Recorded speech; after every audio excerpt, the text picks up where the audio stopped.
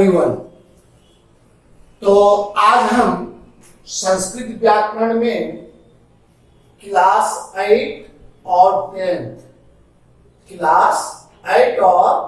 10th में समास, एक नया चैप्टर आपके व्याकरण में है समास। तो हमने संधि पढ़ा दिया है। अब दूसरा के रूप में व्याकरण में हम समास लेते हैं। तो समास के बारे में हम अच्छी तरह से जानेंगे कि हम कैसे समास का विग्रह करेंगे या समासिक पद लिखेंगे। तो सबसे पहले हमें समास की परिभाषा जानना होगा। तो संस्कृत में समास का परिभाषा बहुत ही छोटा सा है। जैसे एक पदी भावः समासः, बस संस्कृत में इसका परिभाषा है एक पदी भावः समासः, एक पदी भावः समासः। अब इसका मीनिंग क्या हुआ? अनेक पद, एक नहीं अनेक पद मिलकर जब एक पद हो जाता है, अनेक पद मिलकर जब एक पद हो जाता है तो उसे समास कहते हैं। बस एक पदी भावः समासः, तो अनेक पद मिलकर जब एक पद हो जाता है तो उसे हम समास कहते हैं। अब हम जैसे एग्जाम्पल लेंगे, राज्ञः पुत्रः। राज्ञः एक पद है, पुत्र दूसरा पद है, दोनों पद मिला तो बराबर राजपुत्र हो गया। त्रयाणाम भुजानाम समाहारः, एक पद, दो पद, तीन पद, तो अनेक पद मिलकर एक पद हुआ, दो पद हुआ, तीन पद हुआ। ये जब तीनों मिलेगा तो एक समासिक पद बनेगा जो मेरा त्रिभुज होगा। वैसे हम हिंदी में इसको जानते हैं, जब दो या दो से अधिक पद, जब दो या दो से अधिक पद अपनी बीच की विभक्ति को छोड़कर आपस में मिल जाता है उसे हम समास करते हैं। एग्जाम्पल लिखिए, जैसे राजा का पुत्र, एक पद देखा, दूसरा पद देखा, तीसरा पद देखा। जब दो या दो से अधिक पद तो तीन पद हुआ। अपनी बीच की विभक्ति यानी कारक है जी, को, में, से, पर, जो भी बीच की विभक्ति उसको छोड़कर जब दो या दो से अधिक पद अपनी बीच की विभक्ति को छोड़कर आपस में मिल जाता है तो राजा और पुत्र मिलेंगे तो बराबर मेरा हो जाएगा राजपुत्र।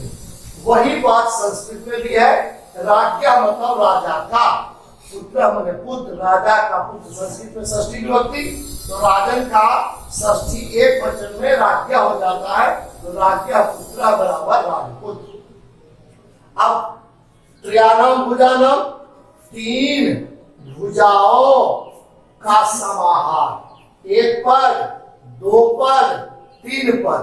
जब दो या दो से अधिक पद, एक पद, दो पद, तीन पद अपनी बीच की विभक्ति हिंदी में छोड़कर, या जब इसी को करेंगे तीन भुजाओं का समाहार, का विभक्ति छूट गया, तीन भुजा जब मिला तो त्रिभुज हो गया। तो परिभाषा अच्छी तरह से समझ में आ गया। समास कहते किसे हैं? संस्कृत में एक लाइन में परिभाषा है, एक पदी भावः समासः, एक पदी भावः समासः। जब अनेक पद मिलकर आपस में अनेक पद मिलकर जब एक पद हो जाता है तो वो समासिक पद होता है। जैसे लभः च, कुशः च, लभः एक पद हुआ, च दूसरा पद हुआ, कुशः तीसरा पद हुआ, च चौथा पद हुआ। जब ये चारों पद आपस में मिलेगा तो लव कुशो हो जाएगा। तो इस तरह से हम देखते हैं समास का परिभाषा। अब सवाल उठता है कि हाँ मैंने पद का प्रयोग किया है, शब्द का नहीं। इसको हम शब्द भी कह सकते हैं। राजा एक शब्द हुआ, का दूसरा हुआ, पुत्र तीसरा। लेकिन समास जो होता है वो पद कहलाता है। पद क्यों कहलाता है? तो शब्द और पद में अंतर होता है। शब्द और पद में अंतर क्या होता है? तो सबसे पहले जानेंगे कि शब्द किसे कहते हैं। तो आप अच्छी तरह जानते हो कि वर्णों के सार्थक मेल को शब्द कहते हैं। जैसे प जोड़ मो जोड़ लव, एक वर्ण दो वर्ण वर्णों के सार्थक मेल को हम शब्द कहते हैं। बराबर कमल, कमल। लेकिन जब हम शब्द को वाक्य में प्रयोग करते हैं, जब हम शब्द को वाक्य में प्रयोग करते हैं तो वाक्य के प्रत्येक शब्द मेरा पद कहलाता है। इसी का एग्जाम्पल लीजिए, कमल एक फूल है। अब कमल एक फूल, एक शब्द, दो शब्द, तीन शब्द, ये वाक्य बन गया। तो वाक्य के प्रत्येक शब्द। अब अगर यहाँ पूछेंगे कमल क्या है, आप इसको बोलोगे शब्द। और यहाँ कमल क्या है, आप क्या बोलोगे? पद। तो शब्द और पद का अंतर आप समझ गए कि समास में हम पद का प्रयोग करते हैं, शब्द का नहीं। तो परिभाषा आप आसानी समझ गए। एक पदी भाव समासा, जब अनेक पद मिलकर एक पद हो जाता है तो उसे हम समास कहते हैं। अब शब्द और पद में क्या अंतर है? तो वर्णों के सार्थक मेल को हम शब्द कहते हैं। जब हम शब्द को वाक्य में प्रयोग करते हैं तो वाक्य के प्रत्येक शब्द मेरा पद कहलाता है। जैसे को जोड़ मो जोड़ कमल, ये शब्द हुआ। अब कमल एक फूल है, ये मेरा पद हो गया। तो इस तरह से हमने शब्द और पद के संबंध में जानकारी प्राप्त कर लीजिए। अब हम चलते हैं समास के भेद। समास के भेद, वैसे समास के 7 भेद हैं। समास के कितने भेद हैं? तो समास के 7 भेद हैं। नंबर 1 अव्ययी भाव समासा। पहला क्या है? अव्ययी भाव समासा। दूसरा तत्पुरुषा समासा। तीसरा कर्मधारय समासा। चौथा द्विगु समासा। पांचवा द्वंद्व समासा। छठा बहुव्रीहि। सातवां नए समास। तो समास के कितने भेद हैं? 7 भेद हैं। नंबर 1 अव्ययी भाव समास, तत्पुरुष समास, कर्मधारय समास, द्विगु समास, द्वंद्व समास, बहुव्रीहि समास, नए समास। अब इस 7 को क्रम के अनुसार हम अध्ययन करेंगे। तो अब उसमें से पहला हमारा है अव्ययी भाव समास। पहला क्या है? अव्ययी भाव समास। देखिए क्या कहता है? पूर्व पदार्थ प्रधानो अव्ययी भाव। याद रखिएगा, पूर्व पदार्थ प्रधानो, पूर्व पदार्थ प्रधानो अव्ययी भाव। अर्थात जिस समासिक पद का, जिस समासिक पद का प्रथम पद, पहला यानी प्रथम पद प्रधान हो। अब प्रत्येक समास में 2 पद होता। थोड़ा यहाँ आ जाइए। पहला पद, दूसरा पद, पहला पद, दूसरा पद, पहला पद, दूसरा पद, पहला पद, दूसरा। तो रूल क्या? अकॉर्डिंग टू रूल, पूर्व माने पहला। पूर्व माने क्या होता भाई? पहला। पद माने पद, अर्थ माने अर्थ।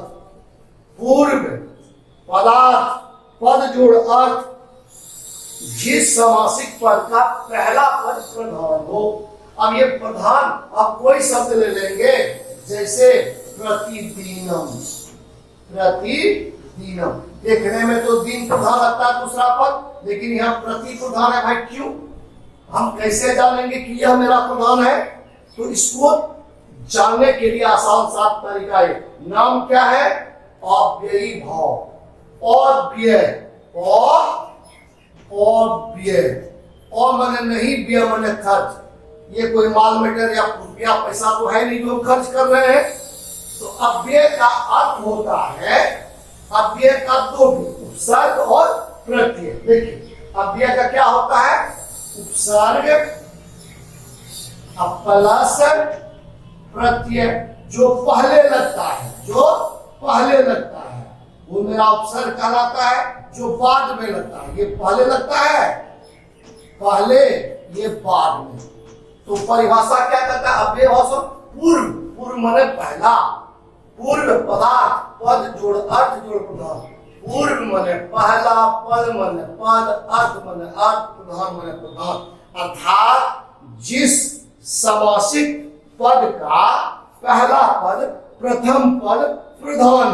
अब ये प्रधान यह स्पष्ट नहीं है तो सीधे दिमाग में आप लीजिए, जिसका पहला पद उपसर्ग है, जिस समासिक पद का, और कुछ मत याद रखिए, जिस समासिक पद का पहला पद उपसर्ग हो। आज फॉर एग्जाम्पल देखिए उपनगरम, यहाँ उप मेरा उपसर्ग है। अनुरूपम, अनु हमारा उपसर्ग है। उपनदी, उप मेरा उपसर्ग है। यथाशक्ति, यथा मेरा उपसर्ग है। नहीं, प्रतिदिनम, प्रति मेरा उपसर्ग है। इस तरह से वैसे उपसर्गों की संख्या 22 है, लेकिन आपको उसमें 6 उपसर्ग ही पढ़ना है। और वह कौन कौन सा उपसर्ग है, वह किसमें कन्वर्ट होगा, ये याद रखना आवश्यक है। और समास आप तभी अच्छा तरह से समझ सकते हैं, बना सकते हैं, जब तक कि आप शब्दरूप को कमांड नहीं करोगे। और शब्दरूप को बतलाने के लिए मैंने आपको सारा परिभाषा अपने तरफ से दिया है। अकारांत, इकारांत, उकारांत, ऋकारांत सबका फार्मूला आपको दिया गया है। और उस फार्मूला को यदि आप आत्मसात कर लेते हो और नियम जानते हो तो फिर बहुत ही आसान तरीका से आप समास को क्लियर कर सकोगे। समास में 2 ही क्वेश्चन आता है आपके लिए। एक कहेगा समासिक पद लिखे, जैसे आपको क्या रहेगा, नगरस्य समीपम, नगरस्य समीपम कहेगा समासिक पद उपनगरम, या उपनगरम दिया रहेगा कहेगा समासिक विग्रह करें तो नगरस्य समीपम। ऑप्शन आपको दिया रहेगा, आंसर आपको दिया रहेगा, और आपको टिक करना है और लिखना है। और ये तभी आप सटीक कर सकते हो जब आप सब ग्रुप को अपने अंदर कमांड कर लो। तो चलते हम आगे बढ़ते हैं। तो परिभाषा एक बार फिर देखिए।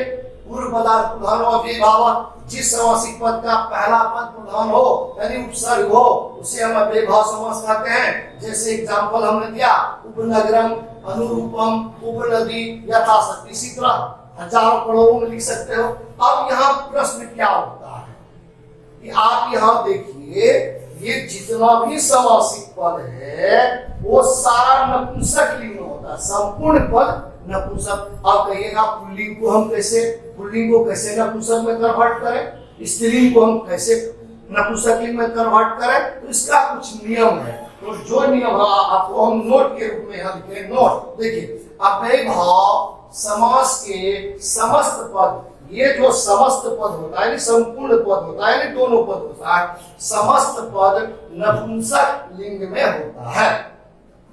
फिर आप देखिए, अव्ययभाव समास के समस्त पद नपुंसक लिंग में होता है। किस लिंग में होता है? नपुंसक लिंग में। अब कौन कौन? अर्थात अ और आकारांत, सब कारक ओ आ सही दीर्घ असर, अ और आकारांत अम में बदल जाता है। और आ अम में बदलता है। हर्षई दुर्घई, ये पुल्लिंग तो स्त्रीलिंग, ये पुल्लिंग तो ये स्त्रीलिंग, हर्षय दुर्घई, ये पुल्लिंग तो स्त्रीलिंग। और ये सब जब हम इसको नपुंसक लिंग में कन्वर्ट करेंगे तो अ और आ अम में बदलेगा, हर्षय दुर्घई हर्षय बदलेगा, हर्षय दुर्घेऊ हर्षय बदल देगा। अब जैसे आपको एक दिया रहेगा, जैसे नद्या, नद्या समीपम, समीपम, आपको ऑप्शन दिया रहेगा उप नदी, उप नदी। अब विद्यार्थी के दिमाग में है कि नदी में दुर्गा ही होता है, फट से इसको टिक मार के चलाएगा, आपका गलत हो गया। क्योंकि संपूर्ण पद, ये समासिक पद जो होता है वो नपुंसक लिंग में होता है, और हर्षई और दुर्घई कारण जब भी हम नपुंसक में कन्वर्ट करेंगे वो हर्षई में हो जाएगा, इसलिए ये मेरा समासिक पद हो जाएगा, ये नपुंसक लिंग में हो गया। आसानी समझ में आ गया होगा। अब जैसे अब हम विग्रह पर चलते हैं, हम विग्रह कैसे करेंगे ये जानना है। तो अब हम यहाँ आइए, आप लोग यहाँ लिखे हैं विग्रह करने का नियम। समासिक पद दिया रहेगा तो समासिक विग्रह करना है, समासिक विग्रह दिया रहेगा तो समासिक मतलब ये दिया रहेगा ये करना है, ये दिया रहेगा ये करना है। तो सारा कारांत का अकारांत, आकारांत, हर्षई कारांत, हर्षई कारांत, ऋकारांत, सारा कारांत का हम एक एक एग्जाम्पल आपके सामने में देते हैं और इसी पर आधारित क्वेश्चन भी होगा और आप सॉल्व करेंगे। अब चलिए विग्रह करने का नियम देखिए। विग्रह करने का नियम तो हमने कहा था उपसर्ग की संख्या 22 है, लेकिन 6 उपसर्ग से ही मेरा ये समास होगा, जिसमें पहला उपसर्ग मेरा क्या है उप। अब उप हमारा कन्वर्ट हो जाता है समीपम में, उप बदल जाता है समीपम में। उप किसमें बदलता है? समीपम में। यानी अब किसी भी समासिक पद का चाहे वो कोई भी लिंग हो, यदि पहला पद उप होगा तो हम समझ जाएंगे ये सारा का सारा समास मेरा अव्ययी भाव समास है, पहला उपसर्ग। अब उप वाला जितना शब्द होगा उप बदल जाता है समीपम में। उप उपसर्ग, अब इसको हम और क्लियर कर दिए हैं। उप उपसर्ग से प्रारंभ होने वाले समासिक पद का विग्रह करते समय पहले दूसरे पद को षष्ठी एक वचन। दो बातें रखिए याद कि वह उपसर्ग किसमें कन्वर्ट होता है। अब दूसरा पद को हम किस विभक्ति में रखते हैं। कोई भी समासिक पद अव्ययी भाव में दो पद होगा। जब भी दो पद होगा, पहला पद मेरा उपसर्ग होगा, दूसरा पद नाउन या संज्ञा या विशेषण जो भी होगी जिससे। तो पहला हमने क्या कहा, उप से, जितना भी उप से पहला पद होगा या देखते ही देखिए, जैसे उपनगरम, उपगंगम, उपमुनि, उपनदी, उपसाधु, उपबधु, ये सारा शब्द। तो पहला पद में क्या देखा, उप देखा, उप देखा, उप देखा, उप देखा, उप देखा, उप देखा, और उप हमारा बदल जाता है समीपम में, उप हमारा बदल जाता है समीपम में। और दूसरे पद को षष्ठी एक वचन, दूसरे पद को षष्ठी एक वचन में रख कर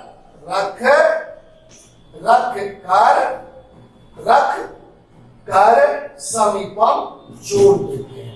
अब आज कोई एग्जाम्पल लीजिए। पहला उपनगरम, कहिएगा सर नगर तो अकारांत है, लेकिन हमने क्या कहा, ये हमेशा समझ। जैसे मेरा मूल शब्द क्या हुआ, उपनो गौरव, मूल शब्द उपनगर हुआ, लेकिन ये मेरा पुल्लिंग हो गया। इसको तो हमको किस में कन्वर्ट करना है, नपुंसक लिंग में, चूंकि अ और आ हमारा अम में बदलता है, इसलिए यहां मेरा उपनगरम हो गया। अब हम जब विग्रह करेंगे तो क्या बोले हैं, दूसरे पद को विग्रह करने पर पहले दूसरे पद को षष्ठी एक वचन। तो दूसरा पद मेरा नगर हो गया, नगर देखते ही अकारांत हो गया, अकारांत आते ही हाथ ऑटोमेटिक आपका उंगली पर आएगा।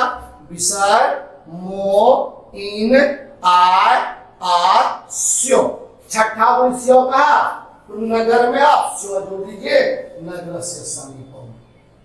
अब जितना भी अकारांत है, उपनगर, उपरामम, उपमोहन, उपसोहनम, जितना भी अकारांत है उसमें स्यो जोड़ दीजिए।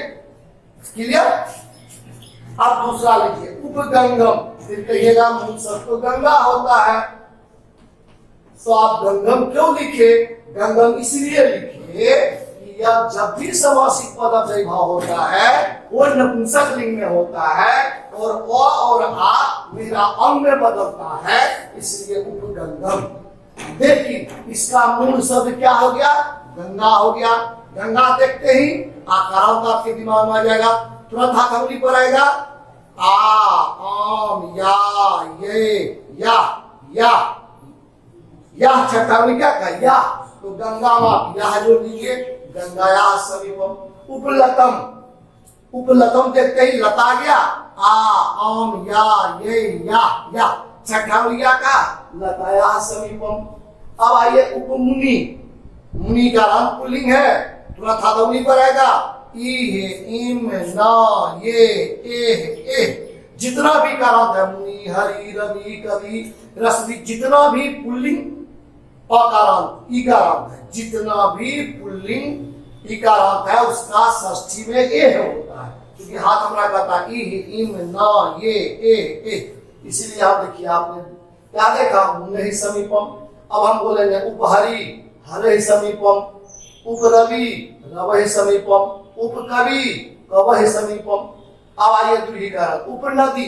आप नदी जानते हो, नदी आपका द्विहीकरण होता है।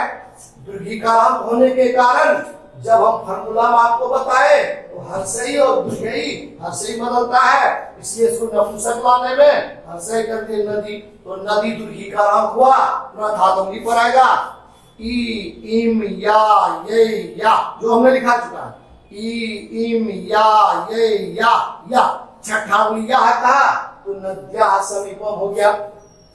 अब उकारांत में आइए, साधु, जितना उकारांत है साधु उकारांत हुआ, पुल्लिंग हुआ, ऊ है उम ना वे ओ छठा उंगली ओ का, तो देखिए साधु। जितना उपगुरु, ऊ है उम ना वे ओ छठा ओ गुरु समीपम। उपरघु, ऊ है उम ना वे ओ रघु, जितना उकारांत है ओह लगा दीजिए, गुरो पसो भानो शिशो। देखिए उपसाधु हो गया। अब चले आइए द्विघेय उकारांत पर, वधु। और आप जानते हो जो शब्द रूप में हमने बताया, वधु में हमारा द्विघेय होता है, तो भाई आप यहाँ द्विघेय नहीं देकर हमसे कहा दिए, क्योंकि अकॉर्डिंग टू रूल कहता है कि समासिक पद अव्यय भाव का समासिक पद हमेशा नपुंसक लिंग में होता है, और हर्षेउ और द्विघेय को हर्षेउ में कन्वर्ट कर देते हैं, इसलिए कन्वर्ट हो गया, ये नपुंसक लिंग हो गया। वधु उकारांत हुआ, थोड़ा धातुंगी पर आएगा, स्त्रीलिंग हो गया, ऊ है उम ना वे ओ उम वा वे उम वा वे वाह छठा वाह का बधवा हो गया। उपचमु चमुआ हो जाएगा। इसी तरह से जो भी कारांत होगा वो सारा का सारा मेरा हो। अब हम थोड़ा और एक दो ले लेते हैं। अब जैसे हम बोलेंगे उपपिता, मूल शब्द मेरा पिता है, रम है, तो उप पित रम, तो मूल शब्द हो गया पितृ। पितृ आते ही जितना भी पितृ हो गया तो तुरंत हाथों में पड़ेगा, तारम त्रा त्रे तु तारम त्रा। फॉर्मूला हम आपको बताएं, तारम त्रा त्रे तु अरि, एक वचन में, दो वचन में रो भ्यम भ्याम त्रो, बहुवचन में राह त्रीण भी भ्यः नामसु, राह त्रीण भी भ्यः नामसु। तो पितरम तो तारम, तारम त्रा त्रे तु, ये आपने देखा छठा उंगली, तो बराबर हमारा होगा पितुः समीपम समीपम। ये तो हो गया विग्रह करने का। अब आपको विग्रह क्या रहेगा, अब हम उसको समासिक पद कैसे करेंगे, जैसे आपको दिया रहेगा बाल हिमालयस्य, हिमालयस्य समीपम, तो हमने बताया था कि उप बदल जाता है समीपम में, तो समीपम बदल जाएगा उप में। ये पता लगता है षष्ठी में इसको हमको एक वचन में लाना है, तो ये हिमालय हो गया ही मा लो यो।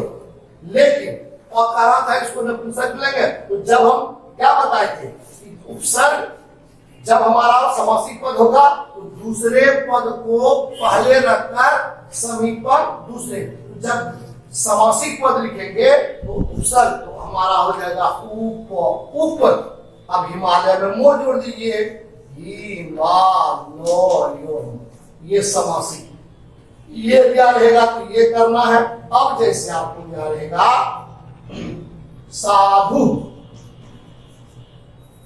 ओह उम ना वे ओह ओह, तो साधो साधो समीपम समीपम, तो क्या देखा समीपम, फिर कर्मठ हो गया, उन सब साधु हो गया, तो बराबर उप उप साधु।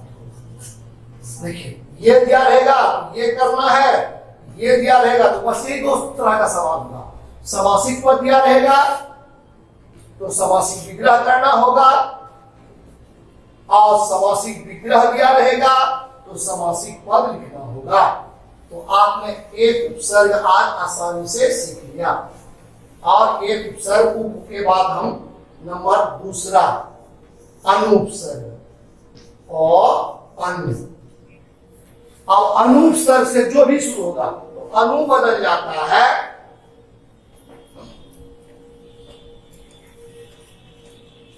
पश्चात